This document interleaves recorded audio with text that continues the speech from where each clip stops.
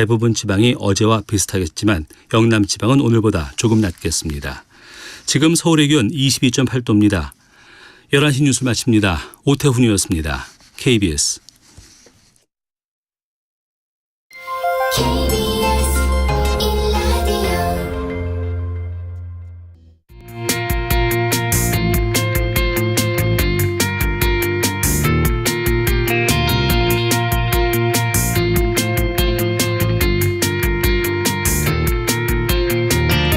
신상원의 뉴스 브런치.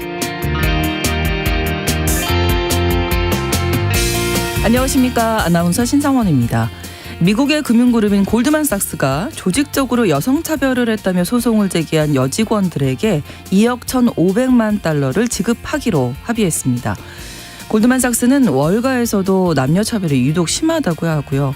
이에 대해서 지난 2010년 여직원들이 임금과 승진 차별을 이유로 집단소송을 냈는데요. 13년이 지나서야 골드만삭스가 결국 항복을 한 모양새죠. 이번 합의는 우리 사회에도 시사하는 바가 큽니다. 한국의 성별 임금 격차가 매우 커서 OECD에 가입한 원년인 1996년부터 꼴찌에 머물러 있는데요. 오늘 첫 번째 뉴스픽에서는 골드만삭스의 사례를 통해서 우리 직장 내 현실도 들여다보겠습니다.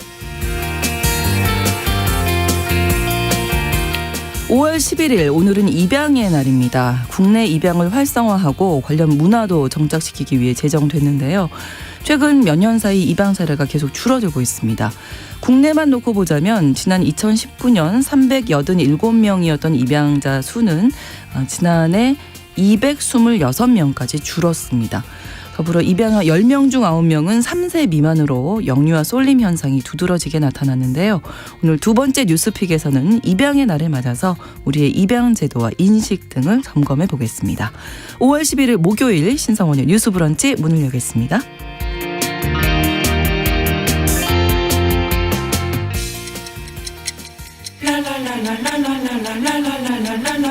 듣고 공감하고 진단합니다. 우리 사회를 바라보는 새로운 시선. 신성원의 뉴스 브런치 뉴스픽. 뉴스 브런치 청취자 여러분과 함께 소통하며 만들어갑니다. 짧은 문자 50원, 긴 문자 100원이 드는 샵 9730, 우물정 9730번으로 의견 보내주시고요. 또 라디오와 콩 앱으로도 많이 참여해 주시기 바랍니다. 목요일의 뉴스픽 시작합니다. 오늘은 이슬기 기자, 조성실 시사평론가 두 분과 함께하겠습니다. 어서 오세요. 반갑습니다. 네, 반갑습니다. 네, 조직적으로 여성차별을 했다는 이유로 소송에 휘말렸던 골드만삭스가 전현직 여직원에게 2억 1,500만 달러를 지급하기로 합의했는데요. 자, 우리 돈으로는 2,800억 원이 넘는 돈인데 이 합의를 했으니까 재판이 취소된 거죠? 네, 맞습니다. 이번에 이제 합의 대상을 보면 이제 골드만삭스에서 일했거나 일하고 있는 중간 관리자 이하의 여성 직원 총 2,800여 명인데요. 네. 이분들은 이제 골드만삭스에서 2000년대 초부터 투자은행이나 투자운용이나 증권 부문에서 일을 했습니다. 네. 이 소송은 2010년에 처음 제기가 됐는데 이후에도 여성 임원들에게 남성과 똑같은 급여를 준다거나 승진 기회를 준다거나 영업 기회를 주지 않아서 계속해서 비슷한 취지의 소송이 이어졌고요. 네. 이제 말씀하신 것처럼 이제 이것을 해결하기 위해서 합의 비용으로 2억 1,500만 달러, 한화로 2,852억 원을 지급하기로 합의를 했고요. 이걸 이제 변호사 선임비라든지 법률 비용을 빼서 계산을 해보면 1인당 받는 금액은 47,000달러, 한국 돈으로 6,200만 원 정도 될 것으로 보입니다. 네. 월가에서는 이런 좀 성차별 문제가 만연해 있다고 얘기가 됐었고 또 이제 골드만삭스가 갖고 있는 어떤 상징성이 있잖아요. 그렇죠. 그것 때문에 또 10년이 넘는 공방까지 이어지면서 계속해서 주목을 받았던 사건입니다. 네. 근데 골드만삭스가 월가에서도 남녀 차별, 성차별이 유독 심한 곳이었다면서요? 네, 2014년경에 이제 관련해서 소송을 하던 당시 제출됐던 소장을 보면 보면요. 네. 그중에 단순히 이제 여성 직원들이 승진이라든지 또 임금에서 차별을 겪었던 것뿐만 아니라 스트릿바에서 회사의 공식 행사를 진행하거나 네네. 그런 남성 중심적인 문화와 성희롱적 문화에 대해서 고발하는 내용도 포함되어 있었습니다. 그래서 오랜 시간에 걸쳐서 결국에는 이게 집단 소송의 형태로 법적인 이제 자격을 갖추게 됐고, 그래서 이번에 나온 금액은 금액 자체도 의미가 있지만 금액 이외에 이것이 골드만삭스를 비롯한 월가 그리고 나아가 전 세계에 미칠 영향력에 대해서 긍정적으로 생각한다고 이제 처음에 이 소송을 시작했던 분들이 소회를 밝힌 바 있는 상황입니다. 네, 특히 첫 소송 제기한 인물 중에 크리스티나 첸 오스터라는 분이 계신데 이분이 이제 문제 제기를 하면서 시작이 됐잖아요. 2004년에 이 첸 오스터가 출산 휴가를 마치고 돌아오니까 회사가 책상을 빼놨다. 네, 맞습니다. 네. 이분에 대해서 이제 여러 다사다난한 사연이 있는데요. 이제 네. 첸 오스터는 2010년에 첫 소송을 제기한 3명 중 1명이고요. 이제 첸 오스터 같은 경우는 1997년에 골드만삭스에 입사를 했는데 네. 재직 중에 남성 동료로부터 성추행을 당했어요. 근데 이 동료는 전무이사로 승진을 했고요. 또 8년 동안 첸 오스터의 월급이 27% 증가할 동안에 네. 가해 남성의 월급은 4배 이상 증가를 했다고 합니다. 그리고 그 말씀하신 출산휴가 마치고 돌아왔더니 책상이 없어진 이 부분은 네. 이제 2004년 말에 출산휴가를 마치고 돌아왔는데요. 네. 골드만삭스 측에서 이제 첸 오스터가 있던 팀을 모두 개편을 했고요. 그리고 책상을 한쪽으로 치워버렸습니다. 여기에 이제 첸 오스터가 2005년에 직장을 그만두고 네. 미국에서 이제 고용상의 차별을 시정하는 그 고용평등기회위원회라는 기구가 있거든요. 네. 여기에 이제 직장 내 차별을 접수하면서 이 기나긴 투쟁이 시작이 됐고요. 네. 근데 이후에 이제 이 첸 오스터는 그 독일의 최대 은행이죠. 도이치방크에 입사를 했는데 네. 거기서 전무이사가 됐고요. 아. 그 여기 이제 그 고용기회평등위원회에서 결과가 나온 게 2010년인데 그때 돼서야 이제 첸 오스터는 동료였던 이제 다른 2명의 여성 동료와 함께 소송을 제기할 수 있었습니다. 네. 그래서 이번 이 합의를 통해서 합의금 지불되는 것도 있지만 여성 정책 관련해서 변화를 줄 것이다 이렇게 얘기를 했다면서요? 네, 본래는 6월 뉴욕 남부연방지방법원에서 공식적인 재판이 진행되기로 되어 있었는데요. 네. 직전에 이제 합의를 하면서 약속한 바는 다음과 같습니다. 외부의 독립 전문가들을 고용해서 이제 네. 실적 평가, 성별 임금 격차에 대한 집중적인 조사를 실시하겠다. 그리고 두 번째로는 골드만삭스의 경우 2025년까지 중간 간부를 40% 이상 여성으로 채우겠다라는 약속과 함께 이제 합의금을 제시하기로 한 상황입니다. 이 당시에 앞서 말씀드린 남성 중심적인 문화에 대한 고발도 있었지만 네. 이제 가장 구체적으로는 여성 상무가 같은 직급의 남성보다 임금 자체를 20%가량 덜 받고 그리고 여성 부장급에서는 8%가량 덜 받는다. 그리고 기본적으로 상무급으로 이제 승진하는 경우에 남성보다 네. 기본적으로 20% 이상이 더 이제 덜 기회를 받고 있다는 거죠. 그래서 이제 구체적인 내용들로 보면은 좀 미래가 유망한 분야의 남성 직원을 몰아준다든지, 네, 그리고 승진이라든지 이런 것들에 있어서 명백하게 차별적인 조치를 취하고 그것들이 통계적 의미를 갖지만 여기에 대해서 현재 상황에서는 뭔가 입증 소명 책임이나 이런 것들이 사측에 있지 않았기 때문에 네. 오랜 시간에 걸쳐서 이제 서사를 쌓아오면서 이제 소송이 이런 결과를 맞이하게 된 거죠. 네. 전체적으로 보면 이제 남성 중심적이다 네, 기업이 맞습니다. 네. 그런 생각이 드는데 사실 미국 내 대표적인 뭐 세계적인 금융 그룹이잖아요. 이번 합의가 시사하는 바가 클 텐데요.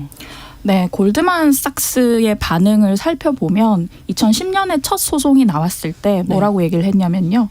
아무런 가치가 없다. 이 소송은 가치가 없는 소송이다라는 입장을 냈었어요. 네. 그만큼 정말 이 사내에서 일어났던 성차별에 대해서 거의 무지하다시피 한 행동을 보였고 근데 그 이후에 또 골드만삭스의 행태를 보면 2020년에 파트너라고 하는 임원급의 직원이 퇴직을 하게 되는데 네. 이 직원한테 고위 경영진들의 여성 혐오 발언을 밖에 가서 말하지 말라. 아. 비밀을 지키는 조건으로 160억 원 이상을 지급하는 합의를 하기도 했습니다. 그러니까 이쯤 와서는 이제 골드만삭스 내에서 뭐 성차별이나 여성 혐오가 진행되고 있는 걸 이제 회사 측에서도 알고 있는데 네. 입막음을 조직적으로 하려고 한 그러네요. 것이고요.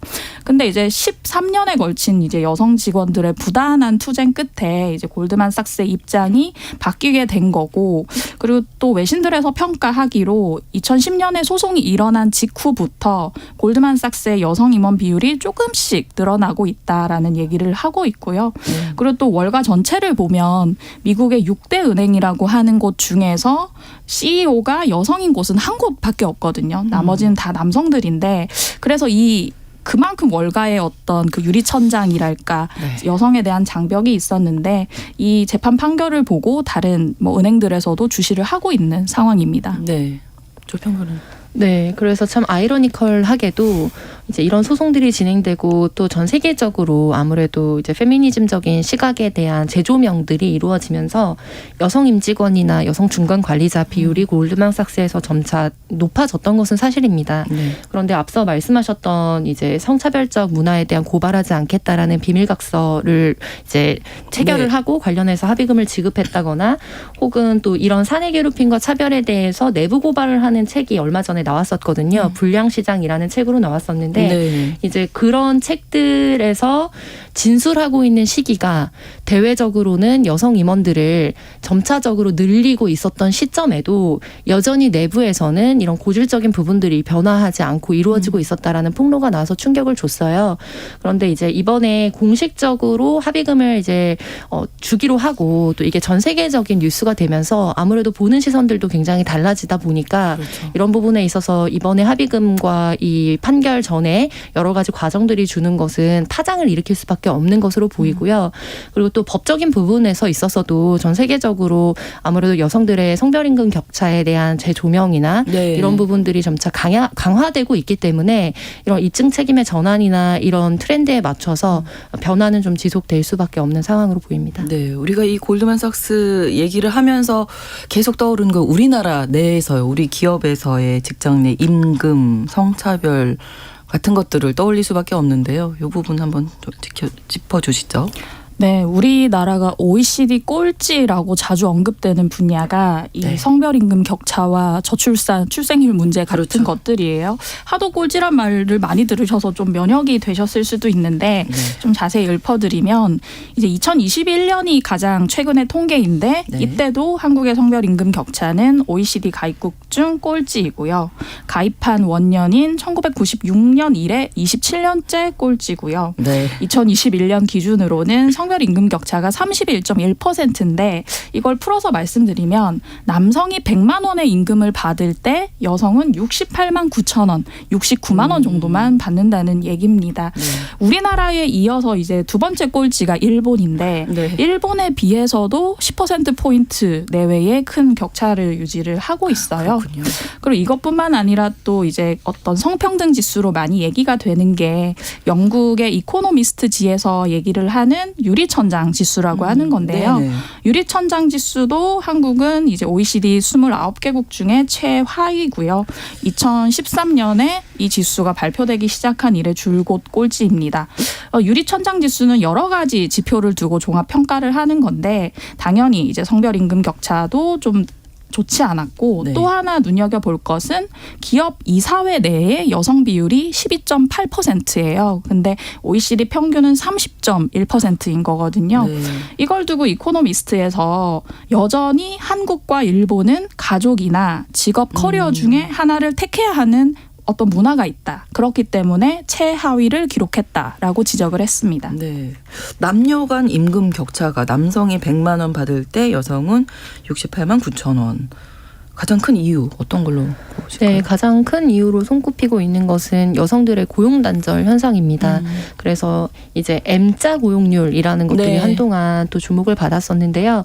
요즘 들어서는 사실 출생률이 이제 저하되면서 좀 변화를 일으키고는 있습니다만 아무래도 여성들이 고학력 여성들도 포함해서 결혼 그리고 출산을 겪으면서 굉장히 실업을 하게 되는 비율이 높아지는 거, 네. 그리고 이후에 생계의 문제 그리고 자아실현의 문제 등에 의해서 재취업을 하기는 합니다만 이전에 일했던 업종으로 전혀 돌아갈 수 없고 저임금의 노동으로 진입하게 되는 부분들이 전체적인 우리 사회의 성별임금 격차를 굉장히 많이 늘려놓는 요소 중에 하나라고 평가를 받아왔고요.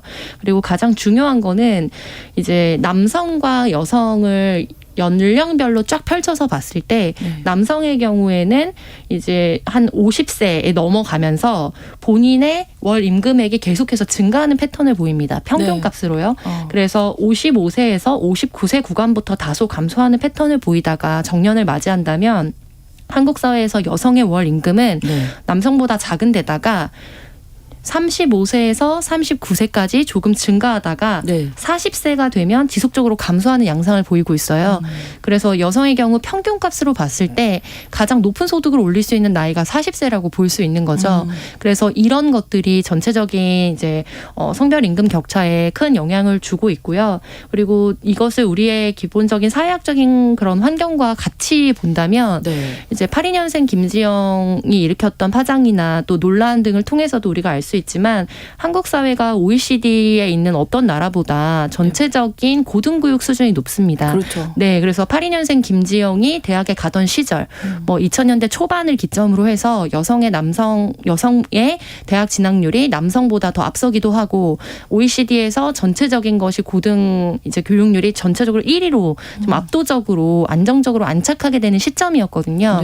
근데 이렇게 완전한 교육 평등을 누린 세대가 이제 출산과 육아라는 마의 고비를 넘기면서 이제 고용 단절을 겪게 되는 거, 이런 부분들이 전체적으로 우리 사회의 전체적인 평균가 그리고 사회가 나아갈 바에 대해서 좀 문제점을 여전히 남기고 있다라고 볼 수 있겠습니다. 그 시점부터 제가 듣기로는 그 뭐 채용 시험이라든지 어떤 각종 시험에서 여성들이 상위를 많이 유지하고 있다 이런 얘기도 많이 들렸었는데 신문에 여풍 이런 말이 많이 나왔잖아요. 그랬는데 뭐 이제 나이가 들어가면서 출산 육아 겹치면서 이제 좀 줄어든다는 얘기인 거잖아. 가장 메인은 그렇게 보고 있지만 이제 채용 시장에서의 성차별도 만연한 현실이거든요.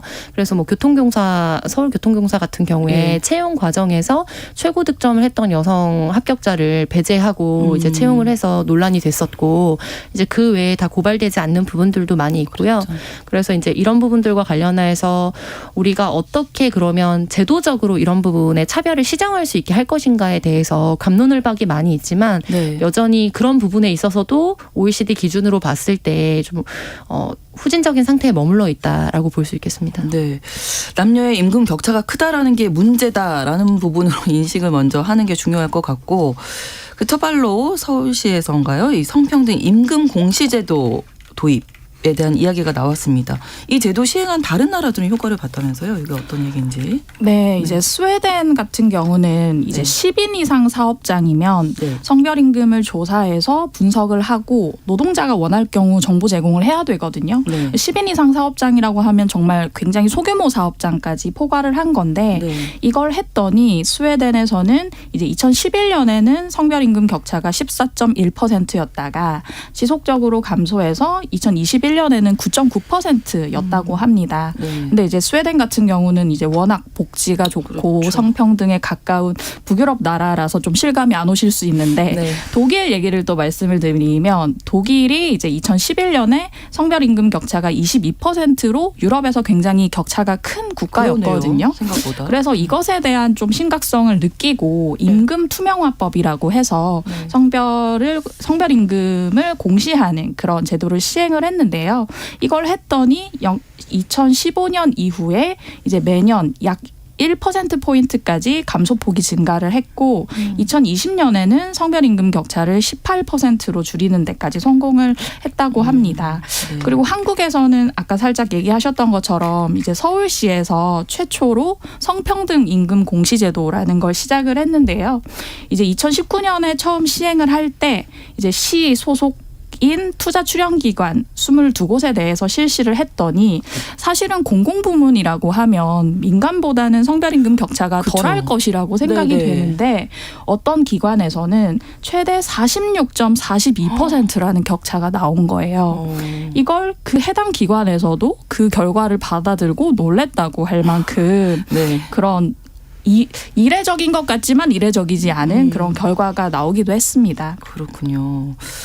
이게 잘 되면 좋겠네요. 네, 그래서 시행이 잘 성별임금 되면. 격차를 공시하는 것만으로 이게 의미가 있느냐라고 생각하실 수도 있는데요. 그러니까 독일 같은 사례의 경우에는 네. 이제 의무적으로 성별임금의 어떤 현황 그리고 세부적인 내용들 그리고 이것을 단순히 이 회사의 몇 %가 이제 분야에 머무르고 있다라는 격차만이 아니라 이 전체적으로 업종 전체의 횡단면을 봤을 때 이 업계에서 성격차가 얼마나 일어나고 있는지를 볼 수 있도록 하는 다양한 이제 제도를 마련해 놨거든요. 네네. 그래서 가장 핵심적으로 불리우는 거는 이제 본인이 임금이 부적절하게 이제 처우를 받고 있다고 판단하거나 본인이 적정한 임금을 받고 있는지 확인하고 싶을 때 그 노동자 당사자가 회사에게 임금 현황에 대해서 정보를 공개할 수 있는 청구권을 갖도록 하고 있습니다. 아. 네, 그래서 거기에 대한 입증 책임을 회사에 줌으로써 회사가 거기에 대해서 명확한 기준에 근거한 차이라는 것을 이제 말하지 못하면 이제 수순을 닫도록 하는 그런 루트를 마련해 놓고 있는 거죠. 네. 그래서 지금 우리 사회 같은 경우에도 이제 특정 규모 이상 그리고 공공기관에 한해서 일정 부분 정보를 공개하도록 하고 있지만 이런 부분에 세부적인 이제 보완이 좀 필요하다라는 요구가 있어 왔고 또 이번 정부 들어서도 이제 500인 이상 기업에 공공기업뿐만 아니라 전체적으로 이제 분야를 확대해서 이런 제도를 도입하겠다라고 하는 이제 정부의 어떤 약속들이 긍정적인 평가를 받은 부분도 있습니다만 결과적으로 이것을 자발적 참여에 남겨뒀을 때 네. 얼마나 실효성을 가질 수 있을 것이냐에 대해서는 좀 비판적 시각도 여전히 남아 있는 상황입니다. 네. 골드만삭스 합의로 우리 직장 내 여전한 유리천장이라든지 임금 격차 되돌아봤는데 더 나누고 싶은 이야기 혹시 끝으로 있으실까요? 네, 앞서서도 조금 말씀드렸는데 우리가 OECD 가입국 꼴찌라는 지표에 굉장히 면역이 돼 있으신 네. 것 같은데요. 아까 말씀드린 스웨덴이나 독일 사례 그 성별임금 격차에 굉장한 심각성을 느껴서 그러한 제도를 도입했을 때 그들 격차는 뭐 20%, 10% 수준이었어요. 저희처럼 30%가 넘어가는 수준이 아니었거든요. 네. 그래서 지금이라도 좀 빨리 해야 되는데 사실 그 성별 근로공시제라고 해서 어떤 채용이나 뭐 근로나 퇴직 단계에서 성비를 공개하는 이 제도를 윤석열 대통령이 대선 후보 시절에 공약을 하기도 했습니다. 네. 근데 이게 이제 성별 임금 공시제와 다른 것은 이것은 이제 성비를 공개하는 것이어서 어떤 해당 회사에 대한 지원자 성비라든지 근로자 성비라든지 퇴직자 성비 같은 부분이에요. 네. 근데 이거에 대해서 이제 여성가족부가 지난 1월에 제3차 양성평등 정책 기본계획 발표하면서 성별 근로 공시제를 추진하겠다. 공공기관에 있어서 우선적으로 도입하겠다는 얘기는 했지만 아까 평론가께서 말씀하신 것처럼 자율 권고에 그치는 수준이기도 하고 여기에는 또 성별 임금은 들어가지 않거든요. 근데 여기에 대해서 이제 성별 임금에 대해서도 어느 정도 의무를 가지고 좀 규제하는 법안이 필요하다는 생각이 들고요. 네. 민간까지 처음부터 포괄하기 어렵다면 공공기관부터라도 해야 한다라는 생각이 듭니다. 네, 임금이 어떻게 보면 제일 중요한 문제 네, 아닐까 그렇죠. 싶은데요. 지속적인 부분에서도 그렇고요. 저는 이제 제도적인 부분은 기자님께서 말씀해 주셨기 때문에 골드만삭스 사례가 우리 사회에 남긴 것에 대해서 한 번 더 반추해 봤으면 좋겠습니다. 네네. 결국에 이게 기사로 실릴 때야 십수년의 투쟁이라고 하지만 한 개인의 삶에서 이 오랜 투쟁 그렇죠. 그리고 정말 거대한 카르텔과 맞서 싸우는 이 과정 그 과정에서 끊임없이 본인이 부당함을 그리고 본인에게 정당한 실력이 있음을 입증해야 하는 책임, 설명 책임을 가지고 계속해서 살아왔다는 것에 대한 부담에 대해서 생각해봤으면 좋겠어요. 그러네요. 그래서 우리 사회에도 여러 변화들이 있는데요. 안타깝게도 이제 누군가의 이름을 딴 법안 혹은 어떤 사건으로 명시되는 법안 같은 경우에는 앞장서서 자신의 삶을 공개하고 모두에게 비판받고 비난받을 감수를 한 사람들의 희생 위에서 변화가 시작되는 경우가 많습니다.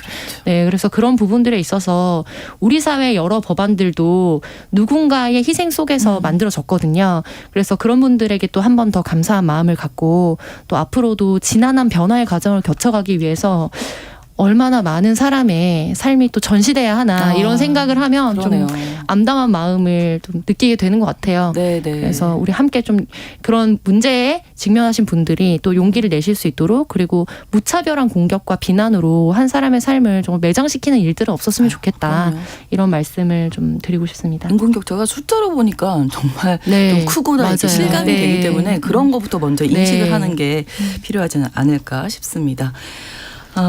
많은 분들이 또 의견 주셨는데요. CK님, 물론 업종에 따라서 남성, 여성 임금 차이 있겠지만 같은 업종 내에서의 차별도 여전히 있습니다. 특히 중소기업, 작은 기업들에서 더 심하죠. 0505번으로 남성, 여성으로의 성별 구분은 우리나라의 고질적인 문제 같습니다. 언제쯤이면 이런 이야기 안 나올런지 말만 하지 말고 위정자들의 각성을 촉구합니다. 이렇게 남겨주셨어요.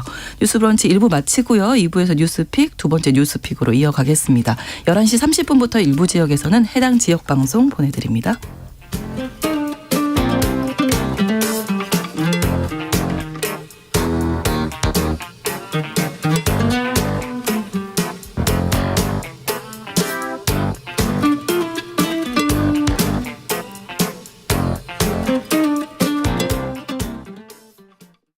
지금 시각은 11시 30분입니다.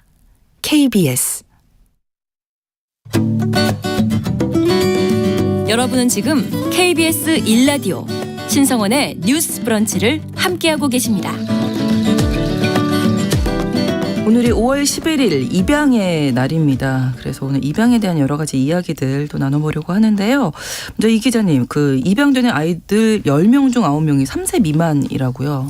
네, 맞습니다. 보건복지부가 이제 최근 5년간 통계를 발표를 했는데요. 이제 가장 최근 통계가 2021년인데 국내 입양 중에 3세 미만 영유아 입양 사례가 연평균 91.2%나 되더라고요.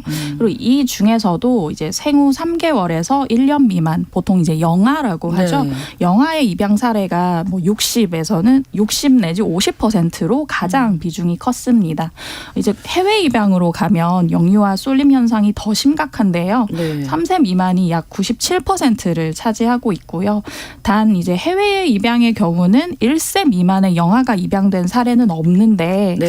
그 이유는 이제 국내 입양 우선 추진제라는 제도가 있어요. 이게 아동이 입양기관에 입소한 날부터 5개월간 국내 입양을 우선 추진하도록 하는 제도 때문에 1세 미만의 해외 입양 사례는 없었다는 결과가 나왔습니다. 네, 아동보호 체계를 정부가 시설 중심에서 가정보호 중심으로 잡았는데도 이렇게 영유아 아이들이 절대적으로 입양되는 이유 어떤 걸로 보십니까? 네, 보통 신생아 입양과 연장아동 입양이라고 두 가지 축으로 좀 나눠서 보고 있는데요.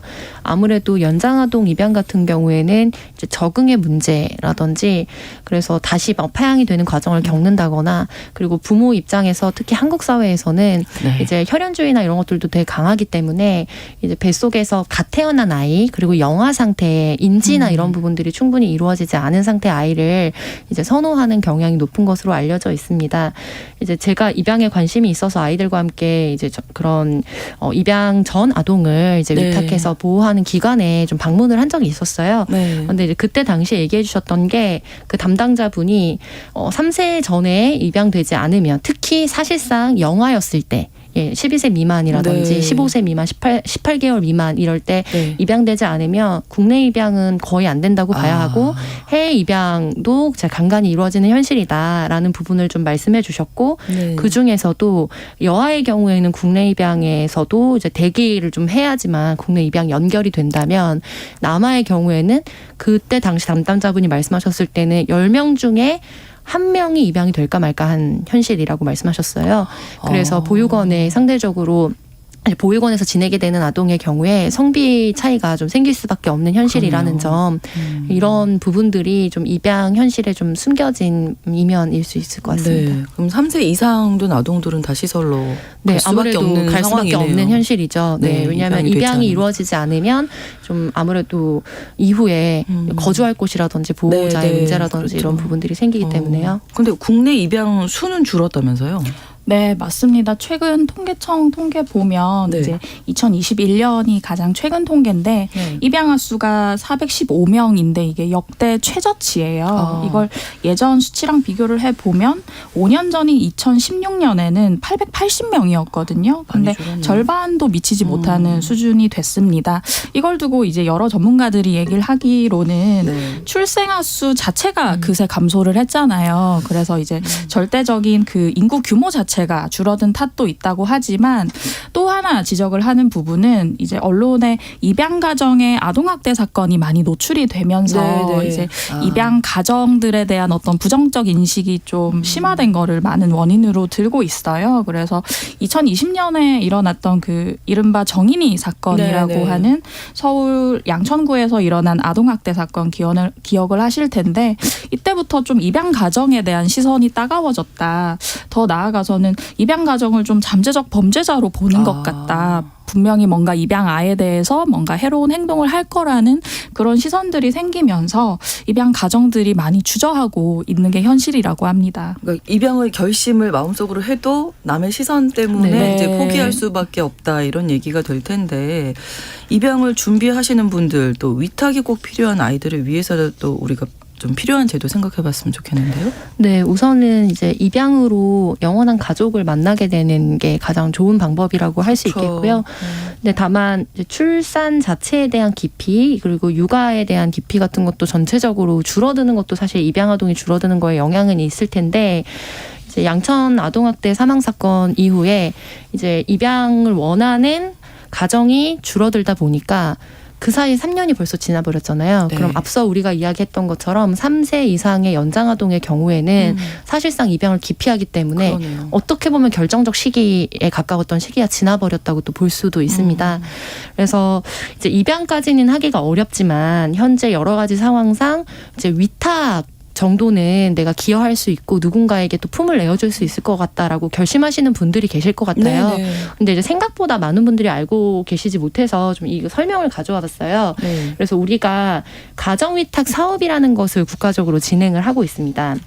그래서 위탁 부모를 좀 양성하는 교육을 진행하기도 하고 아동복지법에 이제 근거해서 진행되는 사업인데요. 네. 이제 위탁 가정이 될 수 있는 조건 같은 경우에는 예를 들면 이제 위탁 아동을 양육하기에 적합한 수준의 소득이 있는지 네. 왜냐하면 이게 그 위탁 아동에게 주어지는 지원금을 가지고 아동학대가 일어나는 것을 방지하기 위해서 이런 규정이 좀 있는 거고요.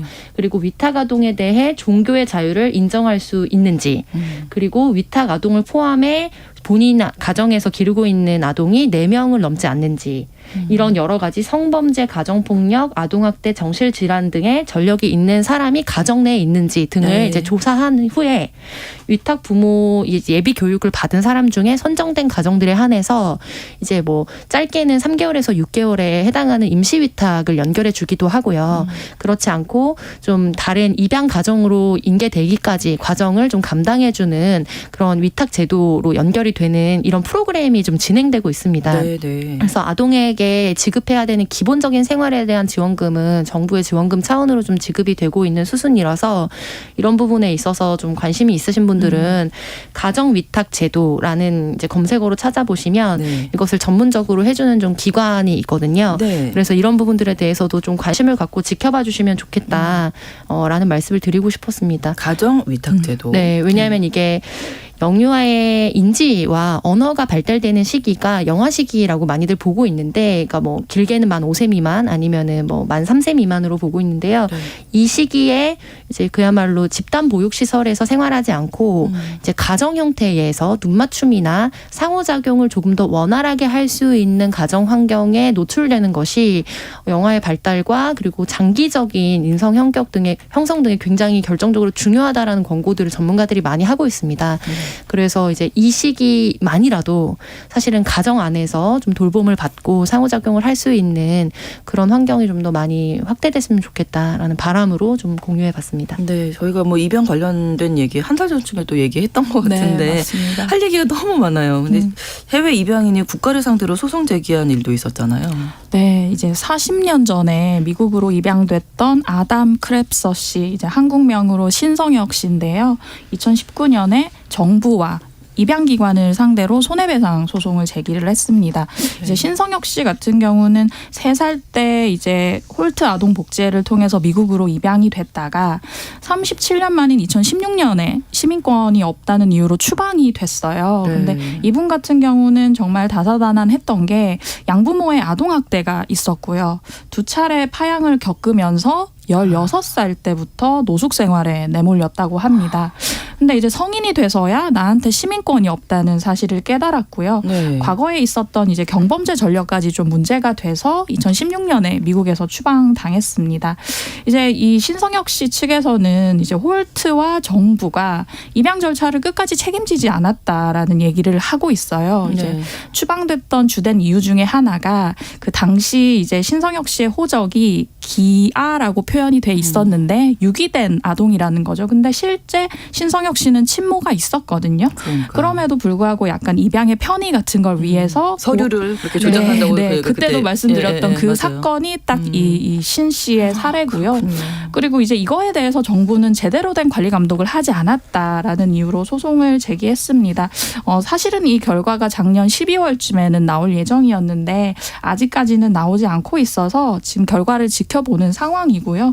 만약에 이게 국가나 입양기관의 책임이 있다고 인정된다면 네. 비슷한 처지의 다른 입양인 분들이 많이 소송을 제기하지 않을까라는 그러네요. 생각이 듭니다. 그러니까 입양 절차라는 게 입양 절차 처음부터 이제 입양 보내 특히 해외 입양 같은 네, 경우에 네. 그 이후의 관리도 사후 좀- 관리도 네, 네. 그게 네. 제일 중요한 것 같아요. 네, 맞습니다. 그래서 좀 입양 절차에 개선이 필요하다라는 논의는 계속적으로 있어 왔어요. 그래서 사후 절차의 부분. 네. 그래서 양천구 사망 사건에서도 전화로만 좀 여러 차례 확인을 했다. 그래서 담당 그 연결 기관에 대한 또 비난이 많이 쏟아지고 그리고 전체적으로 감사를 해야 된다라는 네. 또 요구들이 있었거든요. 그래서 해외 입양이든 국내 입양이든 이제 연결되고 그것을 지원해준 기관에서 혹은 네. 뭐 전문가 집단과 연결해서 지속적으로 안전하게 가정에서 보육되고 있는지를 좀 확인하는 절차가 좀 더 강화돼야 된다라는 점이 강조됐었고요. 네. 그래서 또 한 가지는 입양 동의를 이제 하도록 하는데 네. 아무래도 이제 그 한부모 가정이 예고되어 있는 경우에 입양을 맡기게 되는 확률이 좀 높거든요. 그런데 그럴 때 친생 부모에게 입양을 할 것인지 이런 네. 상담을 하는 절차를 거치도록 하고 있습니다. 그런데 현행 법령상에서는 그런 것들을 입양을 중개하는 전문 기관에서 진행을 하도록 하고 있거든요. 그런데 이게 이해 충돌의 문제를 가지고 있다. 왜냐하면 아무래도 더 많은 아이들을 입양하는 것을 목표로 하고 있는 입양 기관에서 입양을 권유하도록 하는 방식이 될 수 있기 때문에 이제 친생 부모에게 사전 상담을 네. 하는 기관을 별도로 지정하도록 하고 그래서 가급적 원가정에서 아이를 키울 수 있도록 하는 이제 제도와 시스템을 마련해야 된다라는 시민단체들의 요구도 있어 왔습니다. 그래서 이런 부분들과 연계해서 본다면 사실 어떠한 가정의 형태든 가정 안에서 직접적으로 아이를 키우면서 서로 공존하고 행복하게 살 수 있도록 하는 삶의 최저선을 마련해 주는 것이 어떻게 보면 장기적으로 봤을 때 더 많은 아이들을 입양 가정과 연결해 주는 것보다 네. 같이 병행돼야 되는 과제라는 그렇죠. 네. 그런 부분에 대해서도 한 번 더 생각해 볼 필요가 있을 것 같습니다. 네, 4222번으로 입양 해외로 보내지 말고 우리나라에서 잘 키웠으면 좋겠습니다. 대책이 필요합니다. 말씀 주셨네요. 목요일에 뉴스픽 마무리하겠습니다. 이슬기 기자, 조성실 시사평론가와 함께했습니다. 두 분 고맙습니다. 감사합니다.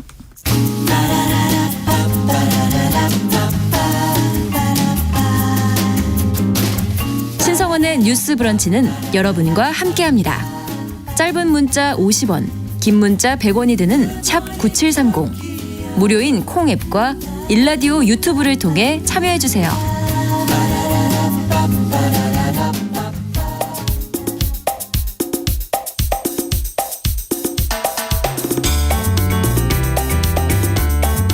청년들의 시각으로 우리 사회를 진단합니다. 뉴스 브런치 MG데스크. MG데스크 시작하겠습니다. 대학내일 20대 연구소 이혜인 수석, 또 MZ세대의 트렌드를 쉽고 빠르게 전달하는 미디어 캐릿의 이시은 에디터 2주 만에 나오셨습니다. 어서 오세요. 안녕하세요. 네, 자 이번 주 어떤 주제를 갖고 오셨을까요? 네, 오늘은 최근 계속해서 화제가 되고 있는 챗 GPT에 대한 이야기를 해보려고 합니다. 챗 GPT. 네, 챗 GPT란 미국 AI 연구소인 오픈 AI가 개발한 대화 전문 인공지능 챗봇인데요. 네. 어플 깔거나 PC로 로그인해서 사용할 수 있습니다. 이제 어떤 질문이든 이제 빅데이터를 기반으로 답변을 해준다고 하고요. 네. 뭐 예를 들어 사실에 기반한 역사 질문에도 간단하게 답변을 해주고요. 뭐 기분이 꿀꿀할 때 들을 만한 희망찬 노래를 추천해달라 이러면 뭐 이런 주관성 있는 질문들에도 굉장히 오. 추천을 잘 해준다고 합니다. 요즘에 이제 젊은 후배들이 챗 GPT 얘기를 많이 하지만 저 이게 뭔가 궁금했는데 오늘 공부할 수 있을 것 같네요. 실제로 인기가 얼마나 많은 건가요? 출시 2달 만에 월 사용자 2억 명을 돌파했다고 오, 하더라고요. 그렇군요. 네. 네, 지난 2월에 이제 이 인기에 힘입어서 유료 버전 챗 GPT 플러스를 출시했는데 네. 사흘 만에 이용자 100만 명을 넘기는 기록을 세우기도 유료 했습니다. 버전인데도. 네, 와, 맞습니다. 대단하네. 그래서 요즘에는 누가 포털로 맛집을 검색하냐. 저요. 이제 챗GPT한테 물어보면은 다 대답해준다라는 말까지 생겼다고 해요. 그래요. 네, 지난해 12월 기준으로 보면 국내 검색 엔진 시장 점유율이 계속해서 감소세를 보이고 있다고 합니다. 네, 포털에 검색을 하기보다는 뭐 네. SNS나 챗GPT로 정보를 얻는 이들이 많아지고 있다는 소린데요. 네. 제가 좀 더 찾아보니까 실제로 챗 GPT를 실생활에 더 잘 활용하기 위해서 공부까지 하는 2030 세대가 정말 많더라고요. 네. 네, 당장 유튜브에 챗 GPT 사용법만 검색해봐도 네. 챗 GPT로 과제하는 꿀팁을 찾아보기도 하고요. 오. 챗 GPT에게 좀 더 좋은 대답을 얻기 위해서 네. 질문을 어떤 형식으로 해야 그렇죠. 더 좋은지 그런 노하우를 나누는 게시물도 정말 셀 수 없이 많습니다. 좋은 질문이 좋은 답을 만드는 거군요. 네. 아예 국립중앙과학관 같은 연구기관에서도 챗 GPT 사용법을 공식 채널에 올려주기도 했습니다. 진짜 요즘에 화제가 챗 GPT가 아닌가 싶은데 뭐 계속해서 놀라운 기록 세우고 있다고요? 아, 네, 맞습니다. 최근 챗 GPT가 미국 변호사 시험에 통과해서도 화제였고요. 아, 그래요? 네. 이어서 일본의 의사면허 시험에 합격했다는 연구 결과도 있었습니다. 대단한 친구군요. 네. 기술이나 성능을 대폭 개선한 버전을 계속해서 출시하면서 각종 전문직 시험까지 이제 이렇게 제패하고 있는 건데요. 네. 그래서 일각에서는 이 AI가 대체할 직업군에 대한 이야기, 사실 기술이 발전할 때마다 끝없이 나오는 이야기인데 네. 이번에도 또 여지없이 많이 나오고 있습니다. 그렇습니다. 네, 지난 4월 한국언론진흥재단 미디어 연구센터에서는 네. 20대에서 50대까지 1000명을 대상으로 이와 관련한 온라인 설문조사를 간단하게 진행했다고 하는데요. 네. 어떤 직업군이 향후 대체될 가능성이 높은 것 같냐라는 질문에 네. 우선 번역가나 통역사가 1위를 차지했고요. 그리고 네. 데이터 분석 전문가가 2위, 그리고 자산 관리사나 보험 설계사가 3위로 나타났다고 합니다.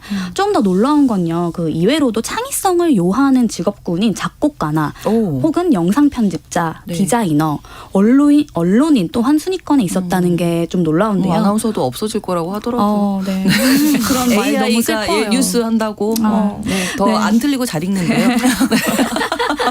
그래서 실제로 챗 GPT한테 이제 이미지 묘사 기능이라거나 확장 프로그램을 학습시키면 그려달라는 그림을 단기간에 완성시켜주는 모습이 나왔어요. 네. 뭐 예를 들어 지금 생각해보면 스위스 들판에서 뛰어놀고 있는 고양이를 그려줘 네. 라고 하면 그 모습을 굉장히 여러 버전으로 그려주는 거예요. 예, 그리고 심지어는 그 작업물을 계속 변형을 해주기도 하더라고요. 뭐 예를 들면 고흐가 그린 것처럼 나는 네, 그런 네, 그림을 네. 얻고 싶어. 고급풍의 그림. 예, 그렇게 하면 실제 고흐의 느낌, 인상주의 화가가 그린 것처럼 다시 바꿔주기도 합니다. 대단한데요. 너무 신기하죠. 그림까지 그려준다니까 와 놀라운데요. 네. 지금 20대들 챗 GPT를 실생활에서 또 어떻게 활용하고 있는지 궁금하네요. 네, 사실 초창기에는 그 챗 GPT랑 가볍게 노는 용으로 많이 그런 얘기 활용을 많이 들었던 했었어요. 것 같아요. 네. 예를 들어 대표적으로는 네. 챗 GPT가 이제 언어에 특화되어 있으니까 텍스트 모델이니까 끝말잇기 하자라고 해서 끝말잇기를 많이 했다고 합니다.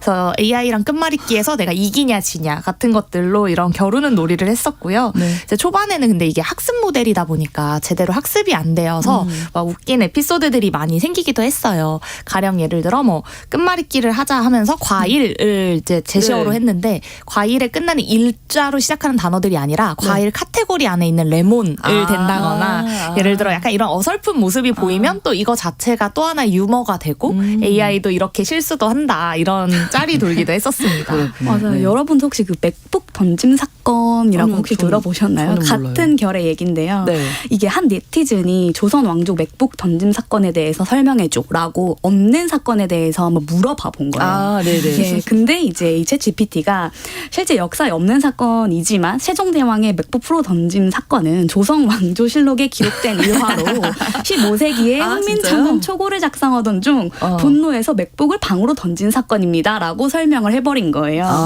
예, 그래서 이제 지금까지 챗 GPT와 그리고 맥북 번짐 사건이 연관 검색어로 계속 뜨기도 합니다. 예. 기술의 좀 허점이라고 보이지만 하지만 지금은 이때와는 좀 비교할 수 없을 달라졌죠? 정도로 많이 발전을 했죠. 뭐 예를 들자면 학생들은 학업에 이제 활용을 하고 있고요. 리포트 과제나 아니면 자소서를 쓸 때 네. 대략적인 틀을 적어달라고 한 뒤에 이제 그럴 그걸 때 참고를 괜찮겠네요. 해서 오. 예, 발전을 시킨다고 하는 거예요. 네. 그래서 캐릿에서는 이와 관련해서 20대 인터뷰이들에게 네. 한번 물어봤어요. 진짜 대학교에서 학생들이 많이 활용하냐라고 했는데 특히 취준 활동에 활용하는 또래 친구들이 굉장히 많았다고 하고요. 사실 생각해보면 당장 자기의 장점을 적으라고 하면 네. 정제된 표현으로 작성하는 게 어렵고 막막하긴 하잖아요. 네. 그래서 이때 뭐 스토리텔링을 쫙 해가지고 네. 딱 내놓으니까 그걸 다시 편집만 하고 그러니까 편하게 쓰는 사람들이 많은 것으로 보입니다. 네, 직장인들도 그러면 많이 활용하겠네요. 네, 직장인들은 좀 아이디어 같이 아이데이션 할 때 많이 활용한다고 합니다. 뭐 예를 들어 실행 단계 전에 어떤 프로젝트의 컨셉을 좀 정한다거나 네, 네. 아니면 뭐 키비주얼을 정할 때 뭐 레퍼런스가 다양하게 필요하다 할 때 굉장히 속도가 빠르기 때문에 이런 부분에 많이 활용을 하고요. 네. 요때 이제 챗 GPT한테 좀 구체적으로 많이 물어본다고 해요. 뭐 예를 들어 우리가 지금 하고 있는 프로젝트 방향이 A다. 그래서 여기에 맞는 카피 문구 몇 개 짜줄 수 있냐 이런 식으로 오. 하면 챗 GPT가 몇 초 만에 이제 뭐 한 대여섯 개의 막 카피를 내려주는 거죠. 그래서 실제로 도움이 됐다라는 후기들이 굉장히 많이 올라오면서 어떻게 질문하는 게 더 유효한 이제 아이디어를 많이 얻을 수 있는지에 대한 팁들도 많이 올라오는 겁니다. 예를 들어서 그냥 질문하는 것보다 챗 GPT한테 이제 학습을 시키는 거예요. 역할을 주는 거죠. 그래서 너는 지금부터 뭐 A라는 직업을 가진 사람이야. 그리고 이런 담당이야. 그럼 만약 너라면 지금 이 어떻게 중에서 하겠어? 어떻게 할래? 라고 물어보면 좀 원하는 답변을 얻을 수 있는 가능성이 크다라고 이야기를 해서요. 그래서 이를 두고 사실 신입사원 룰이 좀 없어질 것이다. 그러니까 자료조사를 되게 빠른 시간 안에 해준다라는 형태로 이제 밈이 돌기도 했었습니다. 네. 굉장히 슬프네요. 그러네요. 좀 씁쓸한 면도 있네요. 맞아요. 네. 사실 일상생활에서 가볍게 활용하는 모습도 자주 관찰이 됩니다. 가장 많이 보이는 게 이제 여행 계획을 짜달라. 네. 아니면 뭐 맛집을 추천해달라라는 건데요.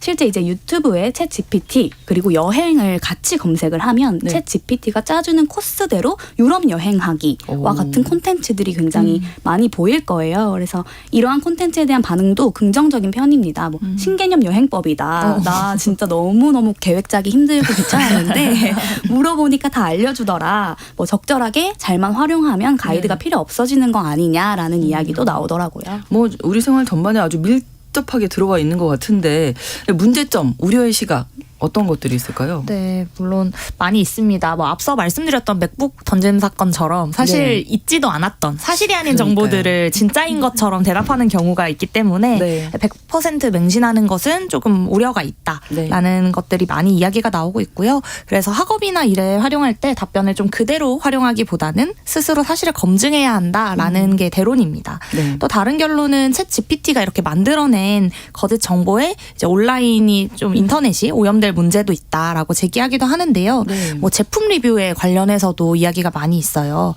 그래서 진짜 제품을 써보지도 않고 이제 AI를 시켜서 오. 리뷰를 작성하는 문제가 있다라고 또 보기도 합니다. 그래서 이런 거짓 정보들이 쌓이면 결국 이 정보를 다시 AI가 다시 학습한다고 해요. 아. 그래서 이런 악순환의 좀 시발점이 될 수 있다라는 거를 많이 지적들을 하고 있고요. 네. 그래서 영국에서는 이에 맞춰서 디지털 소비자 보호법으로 내년에 가짜 댓글로 피해가 발생할 경우 해당 인터넷 사이트 운영자에게 최고 전 세계 매출의 10%까지 벌금을 물리기도 하겠다라고 네. 발표했다고 합니다. 네. 거짓 정보를 잘 가려낼 줄 알아야 된다. 그렇죠. 요거 중요하네요. 그리고 또 하나 조금 문제가 되고 있는 게 이제 대학가에서는 챗 GPT로 답안을 대필하는 문제가 좀 계속되고 있습니다. 그래요. 중간고사 과제를 챗 GPT로 그대로 복사 붙여넣기를 해서 제출하는 학생들이 조금 생기고 있는 건데요. 창의력을 해친다는 우려의 시선도 있는가 하면 금지 조치를 취했는데도 남몰래 이제 활용하는 경우가 조금 나오고 있어서 형평성에 문제가 있다라고 생각하는 학생들도 있습니다. 뭐 누군가는 챗 GPT를 금지시킨 교수님의 안내에 따라서 전공 서적이나 논문을 읽어가면서 밤새서 리포트를 썼는데 네. 이제 내 동기들 옆에 있는 동기들은 이걸 몰래 활용을 해가지고 다음 몇 시간 만에 이제 끝냈다는 거예요. 그래서 실제 항의를 해도 별다른 조치가 따로 없다고 해서 좀 문제가 되고 있고요. 네. 이건 이제 챗 GPT가 동일한 질문에도 매번 다른 내용을 답변을 하게끔 이런 기능이 있어서 담당 교수님도 이제 파악하기가 조금 힘들다고는 해요. 그래요? 네, 이에 대학마다 이제 이용 지침을 마련하는 추세이고요. 네. 인하대에서는 처음으로 챗 GPT 활용을 할 수 있게 이제 그런 시험이 생겼다고도 하고 네. 그리고 정보를 수집하고 새롭게 창조한 답변은 온라인으로 제출하는 건 허용한다라는 식으로 네, 규칙을 만들고 있기도 하고요. 또 모 대학교에서는 과제나 중간고사 그리고 기말고사 제출 시에 챗 GPT 사용을 허가하기도 했습니다. 네. 자, 그 학생들 반응은 어떻습니까? 네, 대학생들이 모여있는 이제 뭐 학교별 익명 커뮤니티 살펴보면 여기에 대한 다양한 목소리가 많은데요. 지금은 이제 뭐 없애야 된다라기보다는 상황에 맞게 너무 의존하지 않고 개인 네. 역량을 펼칠 수 있을 정도로 현명하게 사용하면 좋을 것 같다. 그래서 이걸 잘 쓰게 하는 교육을 또 마련하는 게 맞지 않을까라는 의견이 대부분인 것 같긴 합니다. 네. 그냥 한 번 더 생각하기 싫은 거죠. 어떻게 보면. 그런 생각이 조금 들어서 이 부분은 좀 우리가 조심하면서 잘 사용하면 좋을 것 같은데 챗 GPT 앞으로의 전망에 대해서 우리가 알아볼까요? 최근 소식으로는 NFT나 아니면 지갑 앱, 의료 분야에 활용할 가능성이 있다고 해요. 네. 특히 의료 분야에 적용됐을 때는 그 진단이나 처방에 있어서 보조하는 역할이 기대된다는 의견이 있었고요. 네. 반면 신뢰도 문제나 책임 소재 문제가 우려된다는 부정적인 입장도 있었습니다. 지금까지는 확실히 어떠한 영역을 완벽하게 대체를 할 수 있다라는 단계는 아닌 것 같고요. 네. 이를 활용해서 새로운 영역이 생길 거라는 기대감은 어쨌든 있는 건 확실한 것 같습니다. 네. 네, 뭐 구로구 같은 경우에는 직원들 챗 GPT 교육을 시작했다고 합니다. 그래서 네. 이번 교육에서는 이 디지털 신기술 이해하는 것뿐 아니라 행정 업무 추진에 이런 것들을 좀 활용해 볼 수 있도록 이제 마련됐다고 하는데요. 뭐 챗 GPT를 활용한 좀 보고서 작성을 통해서 업무의 효율을 높인다거나 네. 저희 지난번에 버추얼 인플루언서 같이 네. 이야기했었잖아요. 그런 것처럼 아바타 제작에 좀 활용할 수 있도록 가이드를 한다거나 이런 다양한 행정 분야에 좀 활용하는 시도를 하고 있는 것으로 보입니다. 네. 이 첫 교육에 이틀 만에 전체 교육 마감이 됐다고 하더라고요. 관심들이 많으시군요. 네, 직원들의 관심들이 네. 높고 약간 이런 보조 수단으로 좀 활용한다면 향후에 되게 많은 분야에서 활용될 수 있을 것으로 보입니다. 네, MZ데스크 오늘 챗 GPT에 대해서 알아봤습니다. 이혜인 수석, 이시은 에디터 두 분과 함께했습니다. 고맙습니다. 감사합니다. 끝곡으로 이하이의 손잡아줘요 들려드립니다. 뉴스 브런치 마치고요. 내일 다시 오겠습니다. 고맙습니다. Let me hold your hand again and again and again. I want you to come